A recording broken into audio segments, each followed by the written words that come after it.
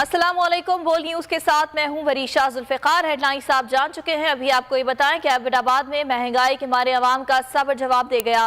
फवारा चौक में महंगाई के खिलाफ अवाम सड़कों पर निकल आए। हुकूमत और महंगाई के खिलाफ शदीद नारेबाजी की जा रही है। मजीद जान लेते हैं सरदार राशिद खान से।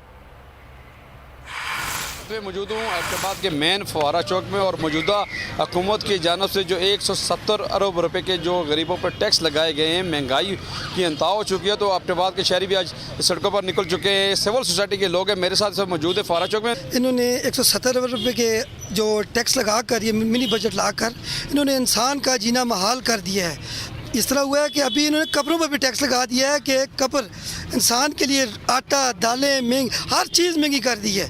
स्कूल के लिए फ़ीसें हैं वो कहाँ से देंगे, गाड़ियों में बैठेंगे इनके किराया डबल कर दिया, हर चीज़ इंसान के लिए जीना महाल कर दिया इन्होंने। ज़ालिम हुक्मरान, अल्लाह इनको गर्क करे। ये देख लें मेरे साथ ये कितने लोग बैठे हुए खड़े हुए हैं, किसी के पास ये देखें मजदूर हैं, इनकी दिहाड़ी नहीं लग रही, इनका कौन पुरसाने हाल होगा। जी बिल्कुल, जैसा कि सिविल सोसाइटी के लोगों का यही कहना था कि मौजूदा जो इम्पोर्टेड सरकार है फिलहाल इलेक्शन ठीक है सरदार राशिद, शुक्रिया आपका। आवाम के लिए सस्ती चाय पीना भी मुश्किल हो गया।